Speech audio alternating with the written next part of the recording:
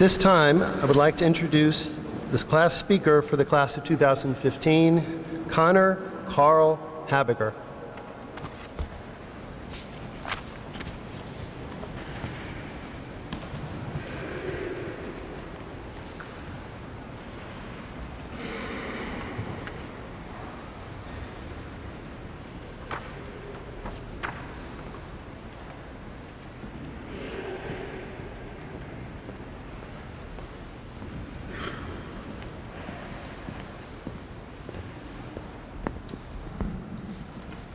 Mr. Andrews, Mr. Norton, faculty and staff, board of directors, parents, grandparents, brothers, sisters, Golden Gales, class of 2015, and anyone else who may have wandered in here today.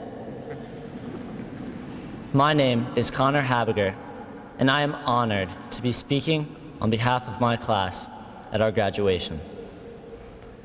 Gentlemen, think back to when you first set foot on Mount St. Joseph's campus. 4 falls ago, we were younger, shorter, perhaps thinner. We woke up far earlier than our bodies thought wise. We donned new khakis and polos or dress shirts to go along with our freshly cut hair. Some of us had our dads, not our ties. Many of us carpooled with old friends, others with new companions. We saw something at MSJ that made the tedious commutes and the early stumbles out of bed worth it. So we rode off with a sense of wonder, worry, excitement, perhaps all three at once. And when we arrived, we were presented with a mess of unanswered questions. Why do my shoes have to be earth-colored? Who do I sit with at lunch? Who's the guy wearing a Superman costume for a dress-down day? Is Mr. Norton just really sunburned?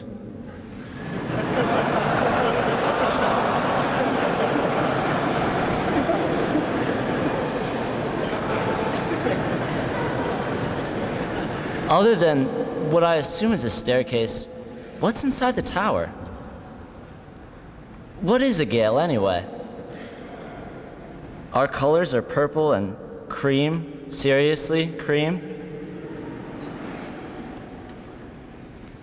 Over the past 4 years, we strove to answer these questions and many more. And because of that, Mount St. Joseph has become more than just a school we attend. It is now interwoven into our very identities. We each incorporated MSJ differently. Some found MSJ eating strombolis amidst the camaraderie of their friends at lunch. Others found MSJ sprinting down the sideline or waiting on the bench. Still others found it cheering for the Gales in the Smith Center.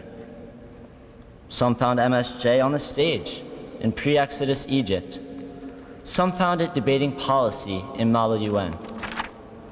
Some found it traveling the world with Mr. Fulmer.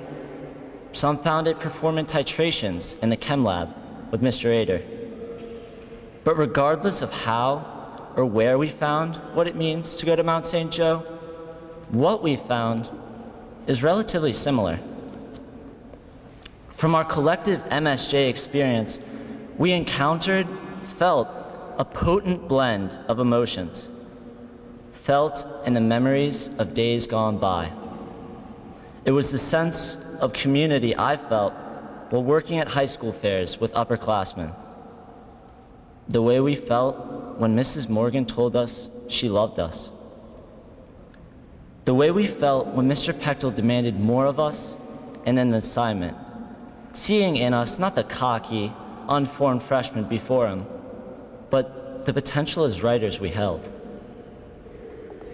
The way we felt when strangers approached us as we wore MSJ apparel and struck up a conversation, assured that we were part of a brotherhood generations in the making. When we raced in a game of nose goes, I'm looking for my lunch table mates. There you go. To determine who would wipe down the table. When we waited for our rides in the circle, always under the watchful guard of the tower. Put these feelings together, and I think that is the MSJ we found, the one that will live on in our memories. And in mere moments, that is what MSJ will be to us, a collection of memories. Today, however, does not mark the end of the journey we began 4 falls ago. Though the novelty of navigating Frederick Road's potholes has faded, this is not the end. But it is the end of the beginning. After today, we will never again gather as an entire class in the same place. We will have gone to Mount St. Joe. Many of us will be rising freshmen once again. All of us will encounter new environments, new dining halls with unfamiliar faces, or new coworkers, or new horizons. And that's exciting. New, yet reminiscent of some past experience, full of possibility. But as we journey along the road, we dare not forget how we came to be in this cathedral today. We cannot forget the memories we have formed over the last 4 years. We cannot forget that we have stood, and always will stand, on the shoulders of giants. And here's a sobering reality. Just as we stand on the shoulders of giants, we are also the foundation upon which future classes of St. Joe students will stand. We must now apply the lessons we learned in and out of the classroom, in our interactions with others and contributions to our community at large.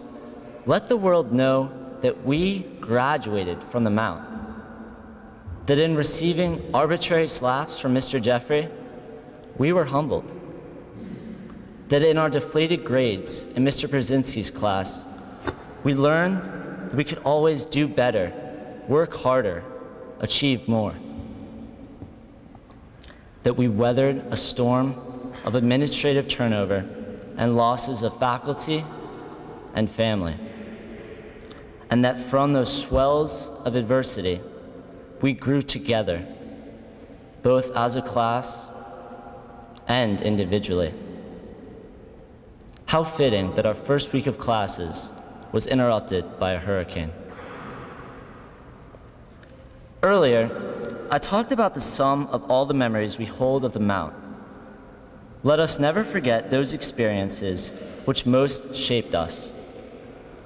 Russian author Dostoevsky once declared, "There is nothing higher and stronger and more wholesome and good for life in the future than some good memory." Let us never forget the one and true Gale mascot, or the mandate that Brother James drilled into us to never, ever break our mothers' hearts. But in a larger sense, let us recognize that the memories of Mount St. Joe giants, like Mr. Fitz and Mrs. Morgan and Brother James, live on in us. Before we get to the portion of the program dedicated to what lies ahead, on how to live a good, successful life, I'm afraid I must be the bearer of some bad news. Everything we ever thought, experienced, made, or said will erode with time. I say these things not to rain on our parade, but to submit to you that it is good to be aware of the fragility of life when we embark on this next chapter. Some define success in purely monetary terms, but Mount St. Joe has taught us that success, true success, is something different. Success is attaining the simplicity of men like Brother James and the McDivitts, men who have dedicated their lives to this school and to Xaverian education. It is incorporating the empathy and compassion of Father Mike and the campus ministry team, who always had an open door and an unoccupied couch for us to use to gather our thoughts. Success is finding within ourselves a sense of courage, just as Mr. Norton has done in leading our school since 2013, and a sense of zeal that led Mr. Andrews to complete the Smith Center project.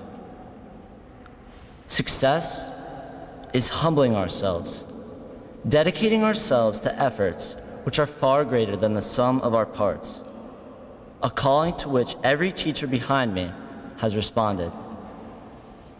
Finally, success is establishing a lasting sense of trust with those whom we hold dear, and most especially with God. This might sound daunting or even idealistic, but this is where our Xaverian education comes into play, where the sum of our experiences at the Mount comes into play.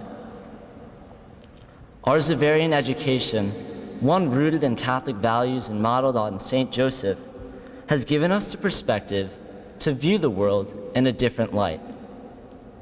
It has challenged us to practice patience when we are stuck in infuriating gridlock, opening our eyes to the possibility that we aren't the only ones who dislike idling on 695.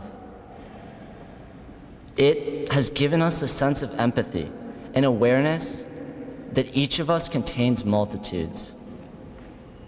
Our St. Joe education has helped us to walk in the shoes of others. It has challenged us intellectually, so now we stand ready to burn the midnight oil for the finals of our future. Most importantly, our Xaverian education has charged us with the stewardship of our society, just as God charged Joseph with the care of his only son. Last August, my mom bought one of those cards you might see on Tumblr, and she stuck it to our fridge. Every morning, as I sat sipping my chocolate milk at the table, I'd look across the countertop and see the imperative message proceed as if success is inevitable. I used to think the card meant that eventually we will arrive at some final destination called success. But the truth is that there will never be one point when we will have arrived. We will never make it. The road does not end with success. It keeps on winding, and we continue journeying. But I realized that the word success is not the message of the card. The key word in that quote, the reason my mom pinned it to our fridge, is the word proceed. Proceed. Knowing your loved ones are at your back, there to support you. Don't fear failure or pray for an easier path, but instead, pray to be a stronger man. Do not worry so much about what others may say or think about you, but carry on and be resilient. Climb mountains, not to plant a flag or for accolades, but to encounter a perception-shattering view. Never walk on the Jesus grass. And lastly, buckle up and enjoy the ride. Thank you.